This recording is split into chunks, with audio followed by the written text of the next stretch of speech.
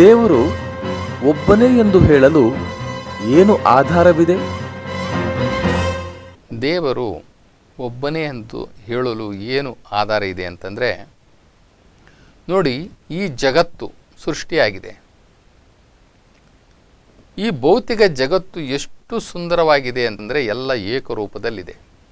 ಇಬ್ಬರು ಮೂವರು ದೇವರಾಗಿದ್ದಿದ್ರೆ ಗೊಂದಲ ಆಗಿಬಿಡ್ತಾ ಇತ್ತು. ಒಬ್ಬೊಬ್ಬರು ಒಂದೊಂದು ರೀತಿ ಮಾಡ್ತಾಯಿದ್ರು. ಇಡೀ ಜಗತ್ತಿನಲ್ಲಿರ್ತಕ್ಕಂಥ ಜೀವಕೋಟಿ ಜೀವರಾಶಿಗಳು,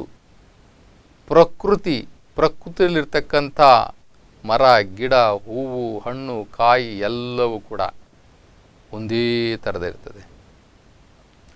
ಒಬ್ಬನೇ ಸೂರ್ಯ, ಒಬ್ಬನೇ ಚಂದಿರ, ಒಂದೇ ಭೂಮಿ, ಎಲ್ಲರಿಗೂ ಒಂದೇ ಗಾಳಿ, ಒಂದೇ ಆಕಾಶ, ಎಲ್ಲರಿಗೂ ಒಂದೇ ಆಕಾಶ. ಆದ್ದರಿಂದ ಎಲ್ಲರಿಗೂ ಒಬ್ಬನೇ ದೇವರು, ಅವನು ನಿರಾಕಾರ ಪರಮಾತ್ಮ ಶಿವ ಎಂಬುದಾಗಿ ಇಡೀ ಜಗತ್ತೇ ಒಪ್ಕೊಂಡಿದೆ. ಬರೀ ನಾವು ನೀವಲ್ಲ, ಅಥವಾ ಭಾರತ ದೇಶ ಅಲ್ಲ, ಅಥವಾ ಶೈವರು ಮಾತ್ರ ಅಲ್ಲ, ಅಥವಾ ಶರಣರು ಮಾತ್ರ ಅಲ್ಲ. ಎಲ್ಲ ಧರ್ಮ ಗ್ರಂಥಗಳು ಕೂಡ ಹೇಳುವಂಥದ್ದು, ಪ್ರತಿಪಾದನೆ ಮಾಡುವಂಥದ್ದು ಒಬ್ಬನೇ ದೇವ, ಒಬ್ಬನೇ ದೇವ.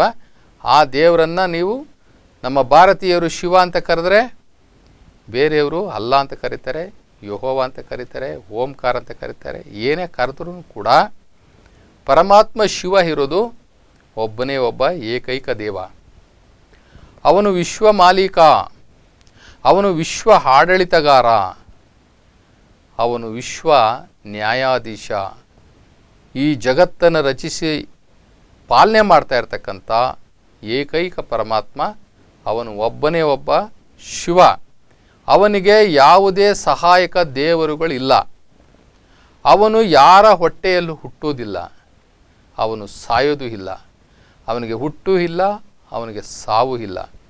ಅವನು ಜಗತ್ತನ್ನು ಹುಟ್ಟಿಸ್ತಾನೆ, ಜಗತ್ತನ್ನು ಸಾಯಿಸ್ತಾನೆ.